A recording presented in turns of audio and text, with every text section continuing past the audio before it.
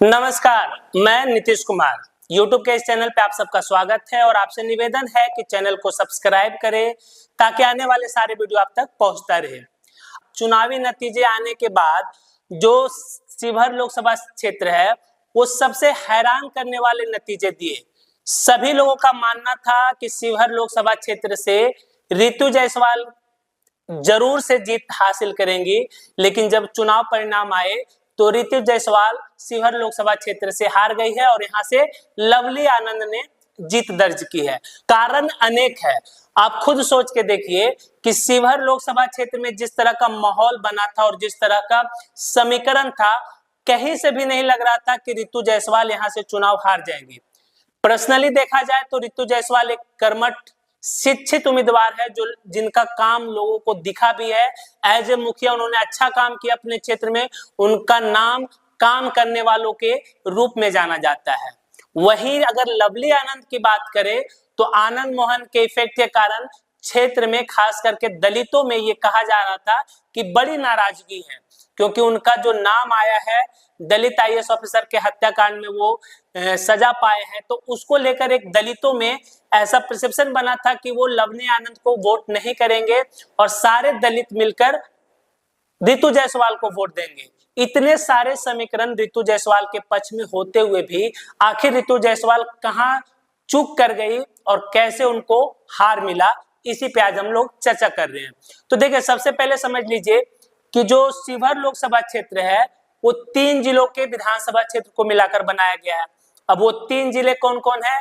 तो शिवहर, सीतामढ़ी और पूर्वी चंपारण। यहाँ के जातीय समीकरण की तो देखिए, जातीय समीकरण भी यहाँ पे रितु जायसवाल के पक्ष में है। सबसे अधिक आबादी यहाँ पे वैश्य मतदाताओं का है, करीब 25% मतदाता वैश्य समाज से आते हैं। वहीं बात करें दलित समाज के तो 20% के आसपास यहाँ दलित समाज के मतदाता हैं। मुस्लिम समाज के मतदाताओं की बात करें तो 18% मुस्लिम समाज के मतदाता हैं। पिछड़ों की बात करें तो 18% पिछड़ों की मतदाता है। अगर सबसे कम जनसंख्या, अगर सबसे कम मतदाताओं की संख्या की बात करें तो यहाँ शिवहर लोकसभा क्षेत्र में 17% सवर्ण मतदाता है।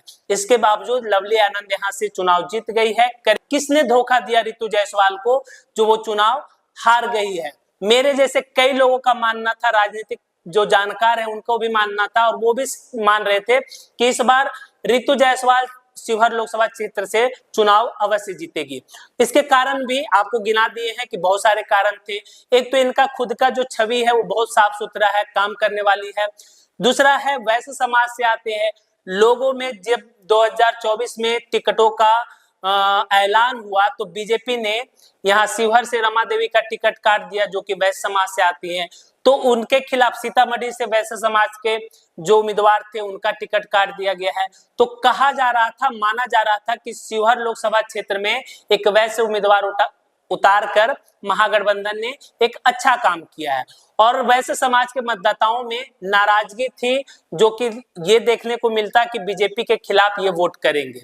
लेकिन मेरा मानना है आज नतीजे जब आपके साथ है तो आप सोचिए, अगर किसी ने अगर धोखा दिया रितु जायसवाल को तो वो वैश्य समाज के मतदाता है, क्योंकि वैश्य समाज के मतदाता ही कम वोट किए हैं रितु जायसवाल को, जिसके कारण रितु जायसवाल ये चुनाव हार गई है। अगर आप अन्य समीकरण की बात करिए, एनडीए गठबंधन और महागठबंधन, एनडीए गठबंधन का जो कोर वोट बैंक माना जाता है सवर्ण जातियां, ठीक है, सवर्ण जातियां 17% है शिवहर लोकसभा क्षेत्र में, उन्होंने वोट किया होगा। लेकिन वैश्य समाज भी कोर वोट माना जाता है बीजेपी और एनडीए गठबंधन का। लेकिन माना जा रहा था कि रितु जायसवाल के आने के कारण और बाकी 2 जगह से टिकट वैश्य समाज के कटने के कारण, उनके नाराजगी के कारण सारा वैश्य समाज वोट करेगा रितु जायसवाल को, लेकिन ऐसा हुआ नहीं है। यही मुख्य कारण है कि रितु जायसवाल यहां से चुनाव हार गई है, क्योंकि महागठबंधन के अगर कोर वोट बैंक्स की बात करें तो पिछड़ी जातियों में यादव और मुस्लिम समाज के जो भी यहाँ पे मतदाता है वो खुलकर रितु जायसवाल के समर्थन में चुनाव में वोट डाले हैं। वहीं बात करें दलितों के तो दलितों में भी बिखराव हुआ है और दलितों ने भी खुलकर रितु जायसवाल को वोट नहीं किया है। लेकिन माना जा रहा है कि अधिकतर दलित मतदाता रितु जायसवाल के पक्ष में मतदान किए हैं। तो आखिर चूक कहां हुई? तो ये मानकर चलिए कि चूक जो हुआ है वो वैश्य मतदाता हुआ।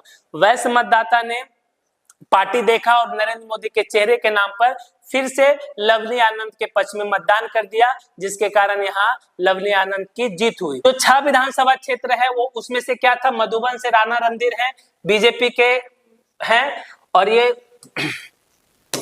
बीजेपी के हैं। चिरैया पूर्वी चंपारण में लाल प्रसाद गुप्ता है, ये भी बीजेपी से। ढाका से पवन जायसवाल बीजेपी से। शिवहर से चेतन आनंद आरजेडी थे, जिन्होंने पाला बदला, ये लवली आनंद के पुत्र हैं। वहीं बात करें रीवा से मोतीलाल प्रसाद बीजेपी के, और बेलसन से संजय गुप्ता आरजेडी के। तो अगर आप इस डेटा पे भी बात करिएगा तो यहाँ पर देखिए अधिकतर वैश्य समाज के विधायक बने हुए हैं। यही एक मेन कारण है, जो शिवहर लोकसभा क्षेत्र है वहां पे वैश्य मतदाता निर्णायक भूमिका में होती है। तो लवली आनंद को वोट मिले वो 4,76,000 वोट मिले हैं। वहीं रितु जायसवाल को 4,47,000 वोट मिले हैं।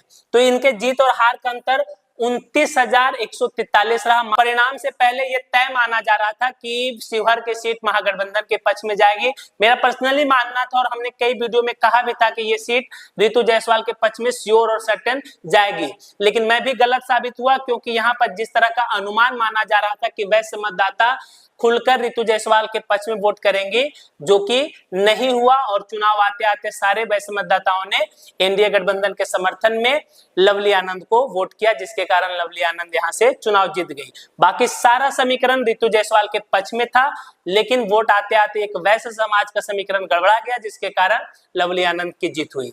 वैसे आपको क्या लगता है, अपनी प्रतिक्रिया कमेंट बॉक्स में जरूर दें।